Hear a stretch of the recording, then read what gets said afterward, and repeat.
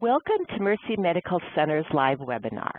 I am Lynn Harmon, Program Coordinator, and today's topic is What Happened to My Sex Life? Solutions for Post-Cancer Treatment.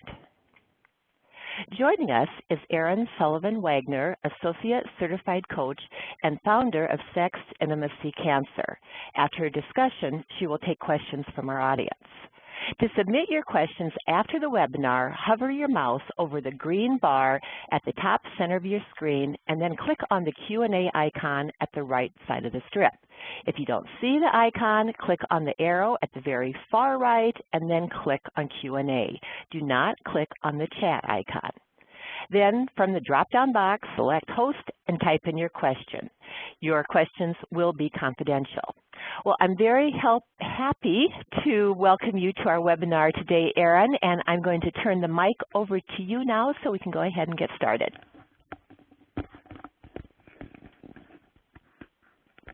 Thank you, Lynn. Well, good afternoon, everyone. So today, while you eat lunch, I'm going to talk about sex. Sex is really a curious topic in our society and culture. It probably wouldn't take this slide you're looking at here for you to know that we're inundated with sexual images in our society. From what we watch to what we wear, sexual images are everywhere. Movies in the cinema, for example. For every G-rated movie produced, there are 11 R-rated. Books that you read, how many of you have heard of 50 Shades of Grey?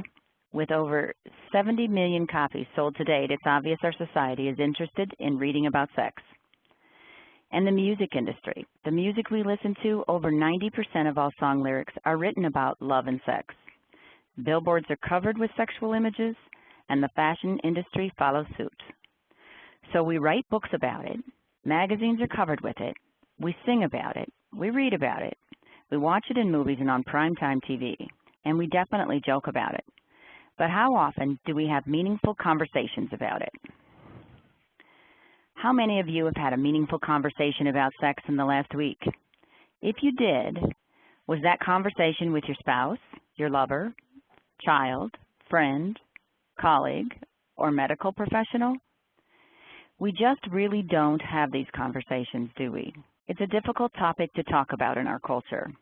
But why is that? One reason may be we've never been taught or trained to have meaningful conversations on this topic. At an early age, most of us learned how to think about sex.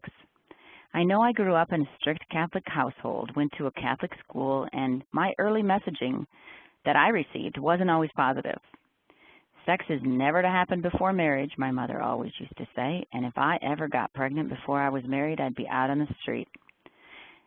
I'm not sure how old I was when I first heard that message. I don't think I even knew how to get pregnant, but I knew that sex wasn't good in my mother's eyes. Did you ever hear good kids don't do it? It was clear to me that bad or wild kids do it. I heard it will ruin your reputation or you'll get a reputation. Nothing good happens after midnight. There was a belief that you'd be soiled in the eyes of any potential husband. No one will want to marry you. I'm sure you all have your own stories of growing up with negative messages around sex. It wasn't openly discussed as a meaningful part of life for most of us. So the big question is, what's this have to do with cancer? Well, up to 50% of all cancer patients have short and long-term issues with sexual functioning from cancer or its treatment. The percentages vary with the type of cancer and the form of treatment. Since most health providers and institutions providing services for patients are not talking about this, patients may not be getting the help they need. Here are some of the most common issues I've seen related to sexual dysfunction after cancer treatment.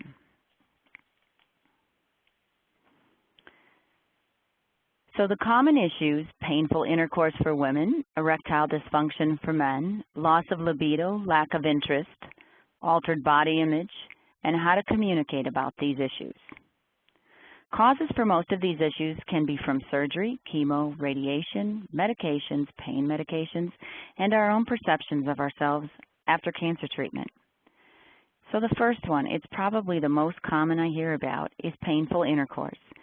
Pain during sex often comes as a shock to most women. When you have an episode with pain with intercourse, the memory of the pain can be a strong deterrent to future sexual activity. Pain is caused by many reasons. The drying and thinning of the tissues of the vagina or vulva because of the lack of hormones that normally keep the tissues moist. Surgery can cause this. It may have altered the structure of the vulva or vagina. There may be internal or external scar tissue that prevents relaxation and stretching of the area. And scar tissue can shorten and narrow the vagina.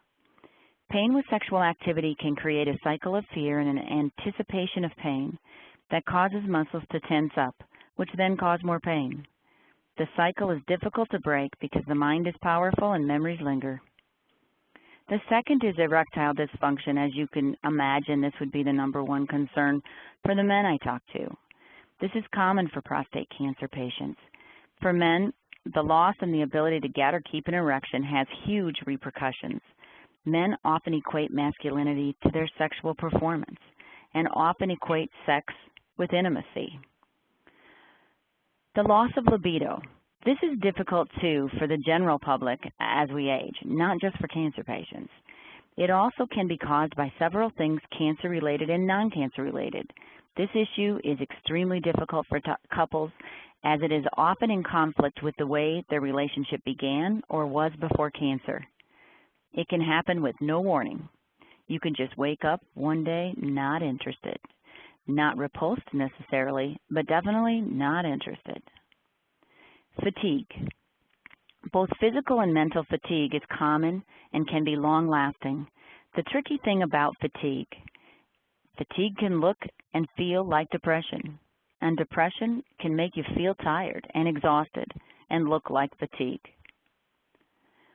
Altered body image. A missing testicle or breast or any limb can alter the way we see ourselves. Something that we equate with masculinity or femininity is hair.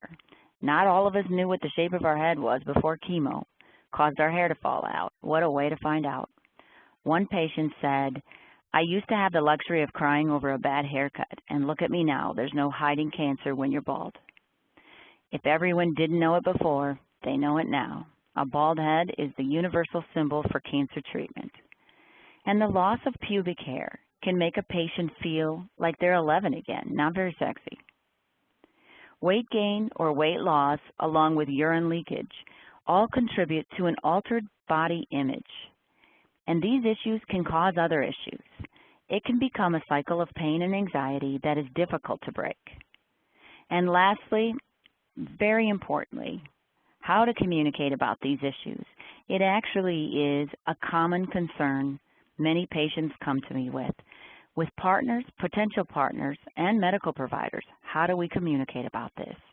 Without open communication between you and your partner as to what you're feeling, thinking, needing, and wanting, your desire for a sexual relationship to begin will decrease. Relationships can change, assumptions made, and the gap widens between the two of you, physically and emotionally. Most patients will agree it's easier to talk to a stranger than to their partner. If up to 50%, like I said, of all cancer patients experienced one or more of these issues because of their cancer or their cancer treatment, and we're not talking about it with them, they may not be getting the help that they need. So there's a communication gap that exists on this topic with the medical model as it exists today. On the left are some of the reasons your medical providers don't bring up the topic, and on the right are reasons patients don't. Let's look at this list together. First of all, the economics of medicine. Doctors and nurses, well actually all medical professionals that interface with patients treating us, our entire medical team, they don't have a lot of the extra time in their day. The economics make this difficult. I think many physicians only have 6 to 12 minutes per patient, and the list of physical issues to cover along with our questions take all of that time. We assume patients will ask if they need help, is what a lot of providers have said, instead of treating this issue like any other side effect. Physicians and nurses haven't been given training on how to approach this topic, what to say to patients or when to say it. What assumptions do they make, or and all of us make, about who wants to be considered a sexual being? Should they address this issue with a teenage patient a single person, the 82-year-old widowed patient? Do we address with both homosexuals, heterosexuals, transgender patients? Do we even know who's what? How about religion affiliation? Does that change our opinions on how or what we should say to our patients? And isn't there still some debate, at least in some of our minds, as to whether or not sexual issues really are medical issues? Some providers may be embarrassed for themselves or the patient. They're human too, and they have their own childhood messages on sexuality that have influenced how awkward this topic may be for them. And then there's the right to privacy. What if a patient's uncomfortable when the topic's brought up? And what about family members in the room? Do you want this brought up in front of your partner, your mother, your friend? And what are the resources available to patients? If we expect our physicians to ask the questions about this, do they even know the resources available to help their patients? So those are some of the reasons that I believe providers don't talk about this topic. And on the right side of the slide here are the reasons patients don't initiate the conversation. As patients, we don't know how common it is for people to, after cancer, we don't know if we're an oddity. Are my sexual issues really considered medical issues? We don't realize there's an issue going on with sexual dysfunction before or during our treatment.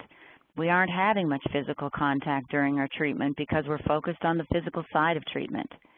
Our awareness to this issue often comes when we're trying to get back to some normalcy in life. And then we don't always have the correct medical terms to describe the issue. No one wants to sound stupid, stumbling over words, not being clear, or having to repeat something that's embarrassing for them to say. We also can feel greedy and think we're expecting too much from God or our universe for not just appreciating that we're alive. Some of us may have bargained with God at the diagnosis. All we asked for was a cure, not a re-energized sex life, right? We're also a little embarrassed and don't feel comfortable initiating the conversation for fear of a negative reaction or judgment from our medical team. When you add to this how uncomfortable we all are in our culture having meaningful conversations about sex, we have a recipe for patients to just suffer in silence. So I also have a story. It's been a journey like all of yours. There's parts of my story that are unique, like everyone's, but my experience with the side effects and messages I received from my provider were similar to the majority of patients I work with. Some of them might have been a little quirky and all my own, but you'll know when I tell you about them. The early days of fear, confusion, and raw emotion are what accompanies the diagnosis. So on a Wednesday in January of 2008, I was diagnosed with cancer. At the time, they thought it was rectal cancer. They invited me to, before I say that, I just want to say that the diagnosis, I'm sure you can all agree with, is something that just stops you in your tracks. You're unable to think, you're frozen in time, and yet the world's going on around you. It's nothing that I ever describe well. It's something I think people almost have to experience to understand it, but we'll never forget those moments, those days, and how we felt.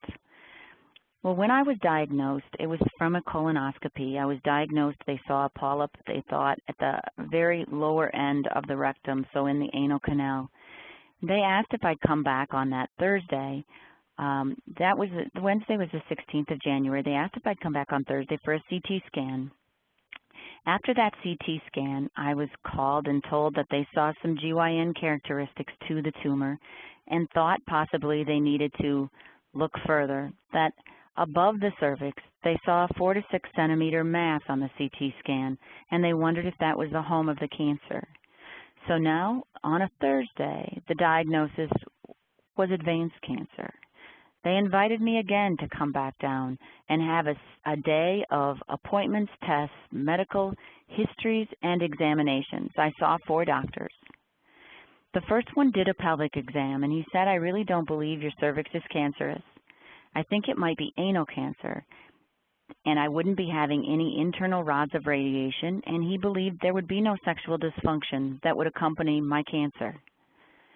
The second doctor, a medical oncologist, agreed, but wanted to prove that the cancer wasn't advanced with an ultrasound, an MRI, or a second opinion. Because he said I was young, healthy, and sexually active, he didn't think sexual dysfunction would be an issue. At the time, I was 49, married, and had no other health issues. This is just a side note about sexually active, but that was said to me more than once. There were a lot of assumptions made with what sexually active, assuming I'm sexually active because I was married. Nobody ever defined what sexually active meant. They never explained it as being that means you have intercourse once a day, once a week, once a month. And it was interesting to me because I wondered throughout that time if my sexually active definition wouldn't be different than the 25-year-old nurses that were treating me. And I kept that to myself, but I found it interesting at the time. The third doctor had agreed with the second doctor and didn't believe I would have any sexual dysfunction. I couldn't imagine what the sexual dysfunction would be, but it was interesting that I was told there would be none. The fourth doctor I saw that day, on that Friday, was a surgeon. She was a colorectal surgeon. She was direct, a little crass, and I was warned she'd be a little kooky sounding, but a well-respected surgeon and a fantastic doctor. When she greeted me after reviewing my chart, she said, "You know, I used to see this only in gay men, and now I see it a lot in women your age." She examined me and told me that she didn't believe that I had advanced cancer and that I would live to be a ripe old age. I'd be given a dildo and radiation and I'd be fine. And if I just waited to attempt sex in 6 weeks after treatment and go slow, I should be fine there too. You know, as soon as I heard her say, "I used to see this only in gay men and now I see it in women your age, it's anal cancer," I didn't understand what the similarity I had to gay men was. I was concerned about it. I didn't know what to say about it. I thought there must be some mistake. What could we possibly have in common? And why would anybody give me a dildo and radiation? What would that be used for? And where would it be used? I really didn't have a voice. It was too into a diagnosis. I really wished that I could have asked more questions. I really wonder how many of you feel like, why didn't you ask her what she was talking about? I think it's easy for us to look back and think, why didn't I ask anything about it? But patients like me that are in shock, scared, confused, we felt betrayed by our own bodies and vulnerable. We need our medical providers to be clear with us using simple terminology. I didn't have the terminology to ask that doctor a question. I would have been afraid of what else she may have told me at that point. It didn't feel like it could be happening to me, and I didn't really care at the time about how it affected my sex life. I just wanted my life. I believed that if they cured the cancer, they would cure me. At the end of that day on Friday, I was given a revised diagnosis. It was just anal cancer. It was such a reason for celebration, really. It was just, we were all excited about this great diagnosis because I had gone from advanced cancer to only anal cancer. I wanted to leave before they made up anything else. My treatment took a toll on my body, though. I became dehydrated and was hospitalized for 8 days immediately after my radiation and final chemo treatment. The tumor was non-existent, and that was the good news, but my journey was far from over. We tried to go slow, and that was met with only tears, my tears, and blood, my blood. The more we tried, the more frustrating it got. No one in radiation, medical oncology, none of my nurses, social workers, or patient navigators asked me how that part of my life was going for me. I didn't understand why intercourse didn't work. It seemed to be painful even before penetration, and I dreaded every attempt and the road ahead to resolve it. Eventually, my husband dreaded the thought of trying also. Intercourse took place, so physically the position took place with me on the bottom, so I had my hands free to brace myself, placing them on each inner thigh, ready to stop any danger to myself. I didn't know my face revealed all of the emotions I felt. My husband finally said, "This isn't fun, it's not exciting, and I don't think I can even get aroused knowing I'm causing this kind of pain to you." He also said, "I can't do this with that look on your face." Finally, after 3 months, I went back to my OB-GYN, and she discovered that scar tissue had built up in the vagina. I was given dilators. That was the dildo the doctor had told me I would receive. I was given a dilator, that's the proper name, with Premarin cream, vaginal moisturizers and suppositories. I had rehabilitation therapy, had a custom dilator made. I had surgery to open the vagina up again, and then finally Xanax for the anxiety they believed I built up after numerous times of attempting intercourse with no success. Regarding your spouse or partner, the only thing I want to say about this is talking with medical teams, first identifying the issue, talking with your teams, and then treating it, that can be misread and misunderstood by your partners. Unless you're checking in with each other on thoughts and feelings, each person can view a situation very differently. When I was finally given Xanax for the anxiety they believed I was experiencing before intercourse, they were throwing everything at this. They wanted to help me with the pain I was having, but my husband read the Xanax as something different. Maybe my medical team thinks that this issue is just in my head, just psychological, that if I just relax, everything would be fine. So because sexual dysfunction and sexual health issues aren't discussed as common side effects to treatment, and then eventually, as a last resort, you're given Xanax, I guess it's fair to surmise that the medical is the one that isn't normal. In my mind, if my medical team thought these issues were possible, why wouldn't they have warned us about it, right? You can appreciate how he could connect those dots that way, though. Of course, that assumption angered me, as if the pain wasn't real, only in my head. It caused heated discussions that led nowhere good. I was surprised by the extent of the sexual dysfunction, short and long term. This set the stage for the work I do today, however, coaching patients and consulting with providers on changing that medical model as it relates to addressing sexual dysfunction in cancer patients. We as patients need to find intimacy and often alternative ways to connect and communicate with those we love. We rely on intercourse as a way to make up and feel close without conversation. I think it's a way to communicate for many people, and especially for many men. In my situation, we had to resort to lowering our expectations, talking about it often, communicating about what we want, and resorting to other forms of sexual activity to achieve physical pleasure and seeking emotional intimacy as a vehicle to figuring out the physical side. What would have helped me to know during this time, before, during, and after treatment and into survivorship, would have been that these issues are real and normal, that they're common for at least 50% of people. There are some strategies that are successful for physical issues, that the clinic is an appropriate venue to discuss it now or later, and that medical teams really want to help, and that sexual functioning is a quality of life issue and a medical issue, and there are avenues to address the concerns when they arise. So distress tools. These are questions that are designed to identify if patients are distressed, if they need further evaluation or need referrals to resources to help them. You may have been given one that had a list of topics and you were to check a box if you had distress around that topic. These tools need much improvement, though, to be beneficial to patients, and this is some of what I'm developing with healthcare providers. Nurses and medical professionals must develop a level of comfort talking about this topic with patients.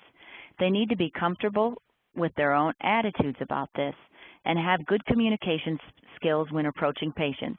If they're uncomfortable, patients will sense it and be uncomfortable also. Who wants to discuss this topic with someone who isn't comfortable discussing it with them? We need this topic normalized. Providers need to understand common side effects, including issues of sexual health. We need to know these issues are appropriate to discuss with our healthcare team. We need to know that these are common side effects, recognized as quality of life issues, and that there are resources to help if we need them. That's what the distress tool should help identify. So the physical side effects. When it comes to solutions for the physical side effects of treatment, here are some of them listed below. For the painful intercourse due to drying, scarring, narrowing, and the lack of elasticity, there are vaginal moisturizers that can help increase the moisture level in the vagina. This needs to be applied internally multiple times per week and prescribed by your physician. Vagifem is an example, Replens. Lubricants can also be used to help with the dryness during intercourse. a lot of people have suggestions about lubricants. One of my favorite would be coconut oil. At the time that I was diagnosed, I was told to use Crisco oil. I thought that was interesting that they even used the brand. But coconut oil is less messy. And also, it's probably something that you might have in your pantry to use in the kitchen baking. So dilator tools, though, can be helpful to stretch the vaginal muscles and break through the adhesions or scarring developed from radiation. Dilator tools are a series of cylinders in graduated sizes. Medications like Xanax can help with the anxiety associated with past pain and unsuccessful experiences. For me personally, though, Xanax just put me to sleep. Pelvic floor exercises can strengthen the pelvic floor, helping some of the physical pain issues. Rehabilitation therapy can help with the stretching of the muscles within the vagina, and exploring alternatives to intercourse is always an option. The physical side effects, though challenging to fix, are the practical issues, and are in some ways easier to identify and find solutions to than the emotional issues. In almost all cases, there isn't a cream, pill, or medication or a tool to resolve the emotional issues. It takes communication and defining emotional intimacy for ourselves and then also in our relationships. Altered body image, am I damaged goods? Some say much of how you'll feel about your body after cancer depends on how you felt about it before cancer. One of the more common reactions to cancer, particularly during treatment, is having negative thoughts and feelings about your body or appearance. However, there are real issues after treatment, surgery, or chemo and radiation that create challenges for us. A missing breast, something that we equate with femininity. The loss of hair, as we discussed earlier, this is the universal sign of cancer treatment. For somebody that used to have the luxury of crying over a bad hair day, can't anymore. And the pubic hair. Pubic hair, though not seen by many people at all, but losing it can make people feel asexual. For men, the loss in the ability to keep an erection has huge repercussions. Men often equate the masculinity to sexual performance and their ability to provide. So the loss of libido, that's the absence of libido. That can be a frustrating experience for many couples. This can be true for couples without cancer too. As we age, our lack of interest can increase. My sex drive is much different than when I was 25. There's a story that Becky Olson, a cancer survivor, told that's quoted in the Intimacy After Cancer book that I refer to often. She tells a story, which really sounds more like a joke, but she was lying in bed one night a few months after her mastectomy, but before her breast reconstruction surgery. She says, "I had just settled in to read a good book, glad for the quiet time and the opportunity to escape from reality. About then, my husband snuggled down into the covers and started creeping toward me. I knew what was on his mind. Not wanting to stop reading my book, I just reached over to the nightstand, picked up my prosthetic breast, handed it to him, and said, 'Here, honey, why don't you start without me?'" Though funny, very close to how many of us feel after treatment. Besides the loss of desire, there is a real issue with fatigue. Fatigue, both physical and mental, is a common and long-lasting effect of treatment. Fatigue can look and feel like depression, and depression can look and feel like fatigue. So consider the time of day when you have the most energy. Find time for the two of you then. If it happens to be that the best time is right after your 8-year-old gets home from school, consider those in your circle of closeness. Can one of them possibly help you with childcare once a week? An altered body image, altered hormone levels, premature menopause, such as hot flashes, vaginal dryness, loss of lubrication, and urine leakage. Here the problem is partly emotional or psychological. We see ourselves differently when others don't. We feel different, and we have a double standard on how we judge ourselves versus how we judge others we know. No one can change our images of our own body, but there are exercises that include learn to love yourself physically and emotionally, drop the double standard, and what I used to love about myself. These exercises can help identify those feelings and help you work through them, focusing on the positive attributes we all possess. None of the solutions to these issues are easy fixes, but there are a lot you can do to achieve emotional intimacy, and it starts with communication. Without open communication between couples as to what they're feeling, thinking, needing, and wanting, the desire for the sexual relationship to begin will decrease. So communication, say this, not that. Communication is needed in every situation to deal with the side effects. Some of this is obvious, but in an emotional discussion, it's easy to fall back on our old ways of communicating. If you don't practice this in regular conversation, then it may take practice to do it while discussing sex. So name the issue and be specific. Have straight talk, clear language. Use the I word when starting a sentence, not the you word in blame. Speak in feelings and balance the negative with the positives. One female survivor complained her husband never touched her breasts again after her mastectomy and reconstruction. She was hurt by it, felt rejected by it, felt less attractive, and felt less desirable. Through counseling, when she finally broke down and cried about how that made her feel, her husband explained, "I didn't know you felt that way. I touched your breasts in the past because you enjoyed it, not because I needed it. Once you lost that sensation and didn't need that type of stimulation, I didn't see any reason for it.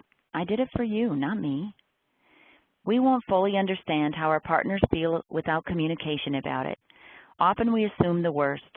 This short little vignette demonstrates how lack of communication, even in a short period, can cause heartache in those struggling to feel normal again. These are diary entries. So in her diary, she wrote, "He was quiet and seemed distant when he picked me up. I thought he was angry with me because I took so long to get ready. We didn't speak much during dinner, and I asked if we could find a quiet place to talk. He remained sullen and quiet. When I asked what's wrong, he would only say nothing. I asked if he was angry with me for being late. He said no. I said I love you, but he just smiled and said nothing. He remained silent and distant, and I finally went to bed by myself. He followed me a little while later and wanted to make love, yet he was still distant and seemed to be thinking about something else the whole time. I couldn't stand it anymore, started crying, leaned over to ask him again what was wrong, but by this time he'd fallen asleep. I cried all night long because I knew he didn't really love me anymore. I was convinced he was having an affair. I'm not sure what I'll do. My life is over." That was her diary entry, and his was really just one sentence. "Today, my favorite football team lost the biggest game of the year, but at least I got laid." So that definitely demonstrates how easy it is to send and receive the wrong message to your partner. So talking about sex with your partner, this is difficult to do. I mean, it's just easy to say and difficult to do. It isn't just laying out the facts, stating your concerns and your desires. This is emotional. But he or she is not a stranger. But the truth is, for most of us, though we've shared our bodies and our most private and personal thoughts with these people, these conversations about sex and intimacy are challenging. There are some very basic and straightforward guidelines to follow for these discussions that are needed. First, find the time. Schedule it, an hour or two, outside the bedroom, but definitely have an ending time. Avoid the arguments. I know that's easier said than done. Sometimes, well, actually, it's always easier said than done. So discuss your partner's concerns along with your own fears. There are exercises to help couples work through this. And be a good listener. Don't mistake his silence for agreement of your own insecurities. Listen with your heart. Consciously be aware of moving your listening function from your head, from your ears, to your heart. What you hear when you do this is what's beyond the words, the fear and the insecurity. And make eye contact. Don't fold your arms. Put a time limit on the discussion, and then set a time for a follow-up discussion with a time limit on that. We aren't suggesting things will be taken care of with just one conversation, but instead stay connected with each other on this topic over time, knowing that the topic will be visited again. You'll be heard, your feelings known will help. In many relationships, one partner isn't as comfortable with the emotional conversations as the other and need them in small doses, an hour at a time.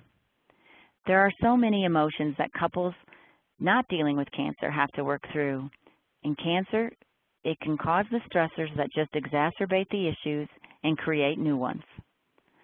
but we don't have to live disconnected and without intimacy in our lives.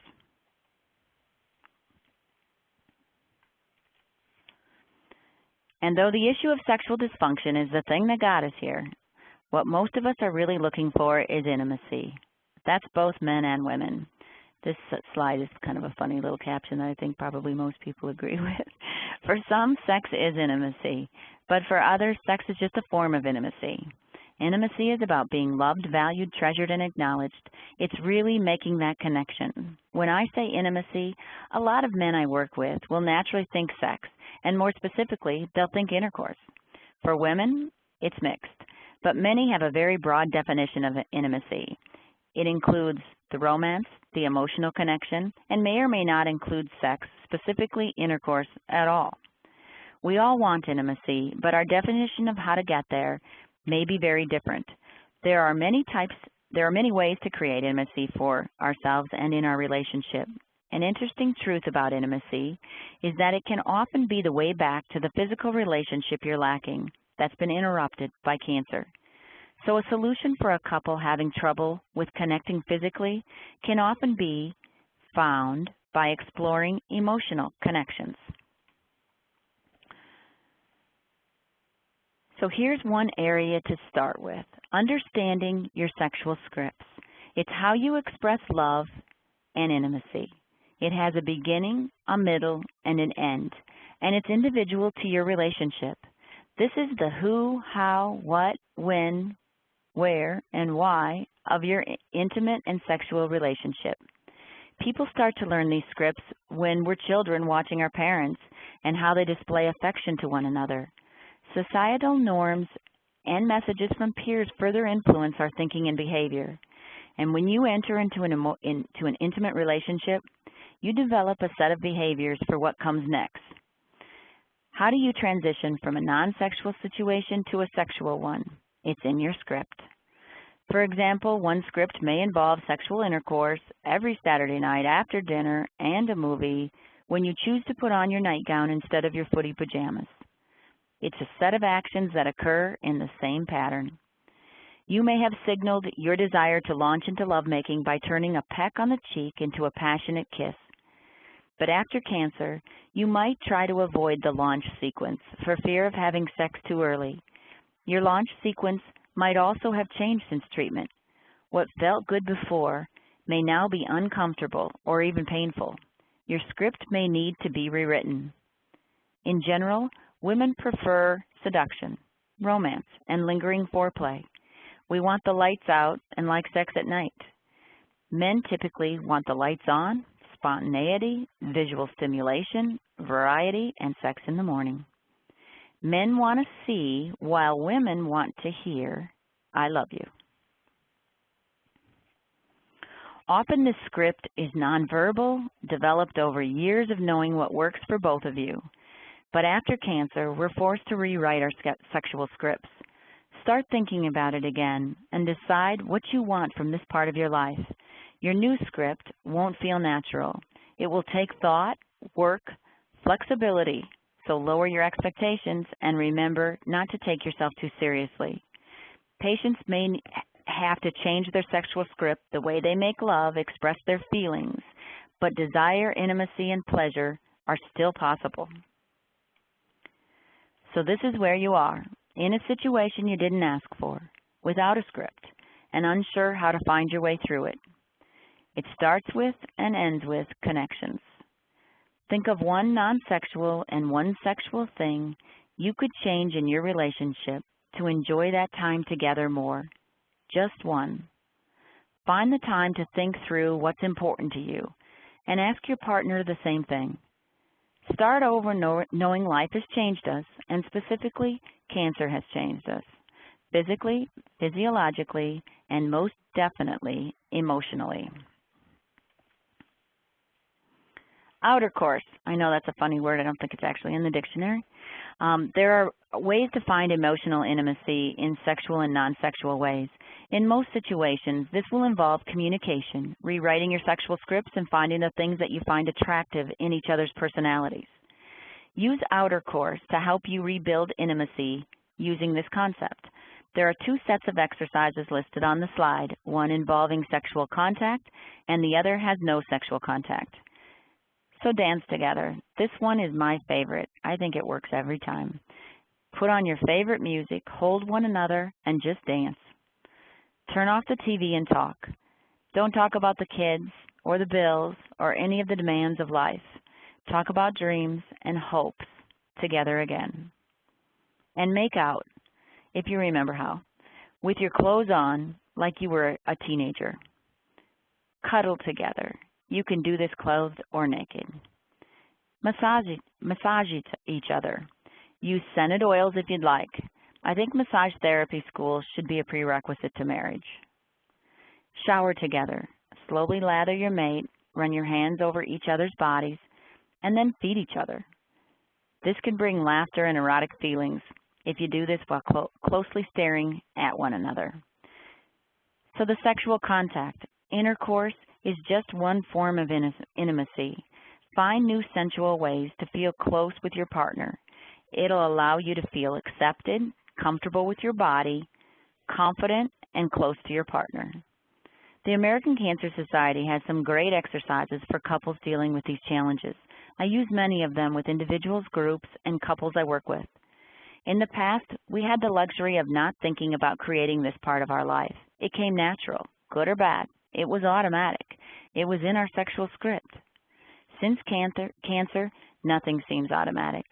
Everything needs your thought and consideration. That, too, can be an opportunity to make changes. You can't rewrite history, but you can rewrite today and tomorrow. You can make it meaningful to you.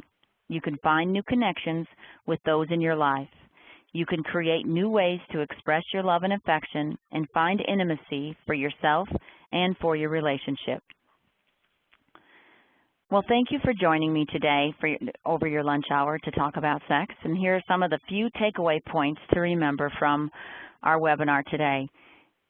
It's very common for patients to have sexual dysfunction after cancer or its treatment, and patients often suffer in silence. The side effects are often not noticed until after treatment into survivorship as they work to get back to normal. Providers need to get comfortable, develop practice behaviors to increase screening rates for sexual health issues. They need to assume every patient potentially could want to be a sexual person. Addressing emotional intimacy as a way back to a physical relationship is often a solution. It takes communication, but is difficult for many couples to begin this process. Patients and their partners need to rewrite their sexual scripts. Sexual encounters may not be spontaneous, but you need to take time to plan and prep. Addressing these sensitive topics can feel awkward at first, but often the way back to a physical relationship is through an emotional connection. I will let Mercy know of future workshops covering these topics in your area. And now I'll give Lynn back the floor to field any questions you may have. Thank you again.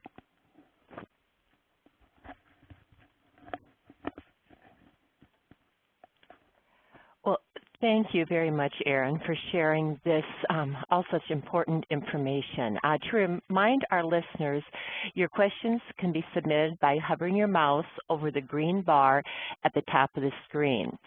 And before we begin with our first question, if any of our listeners has a story or a personal experience you would like to share, we encourage you to submit it under the question and answer box also.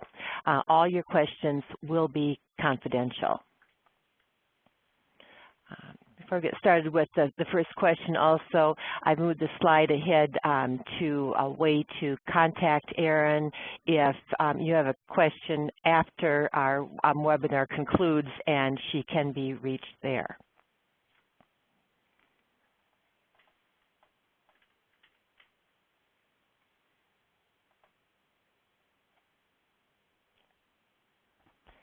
Okay, you mentioned, Erin, the Cancer Society recommends exercises. Where can we access that resource? So specifically, I was referring to couples Confronting Cancer that the American Cancer Society has out. It's Keeping Your Relationship Strong. In the back of that book, there are great exercises that speak to feelings, caregivers, some of the fears, the concerns you have at diagnosis, how things are changed, and building a life together going forward. I think it's a great resource for couples dealing with this. There are actually other books too, and on my website I don't have it yet, but I will put a list of resources available for your patients.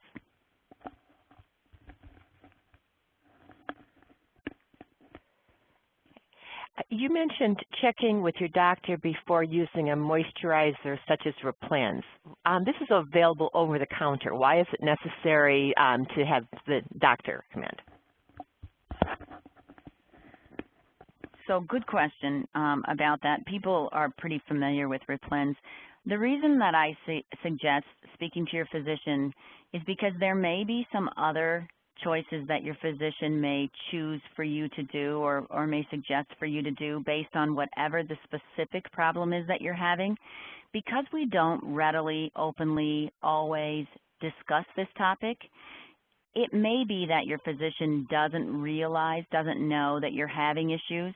So that's why I would suggest that no matter what you're struggling with, your challenges in having intercourse anyway, to make sure that your physician does know about it, knows what you're using, and ask for their opinion about other resources.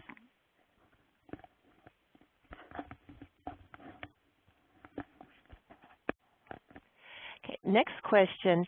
Do you lead any support groups at Mercy? So we have talked about that topic at length, and what we have decided would be best, because there are support groups, a number of support groups at Mercy, and this really transcends across all support groups, really. It affects everybody. So instead of doing a specific group to meet specifically on this topic, instead they have just invited me to speak to their individual groups every so many months, or when they're looking for a new speaker on another topic. So probably every 3 to 5 months, I would say, we come in and talk about something else on sexuality related.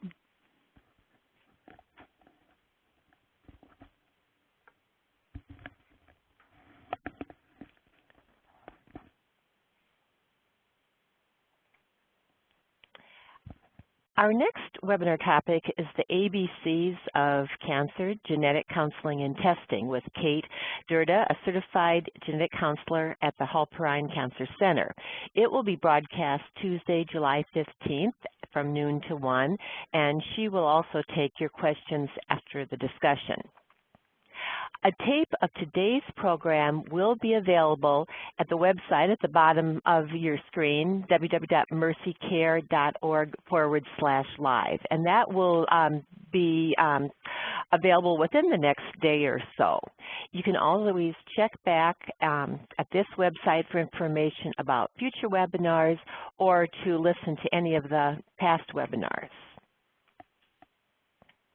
If you are interested in future webinars or other events here at Mercy, you may sign up for Mercy's electronic newsletter at mercycare.org/e-news. Now, I believe we have covered all the questions submitted to us, but as I mentioned, if after we conclude our webinar here, if you think of another, additional concerns or questions, Erin can be reached at the email address Erin@sexintimacycancer.com, and be sure to check out her website, sexintimacycancer.com, for additional information and resources. So again, Erin, thank you very much for sharing your information and your story, and I thank all of you for joining us today.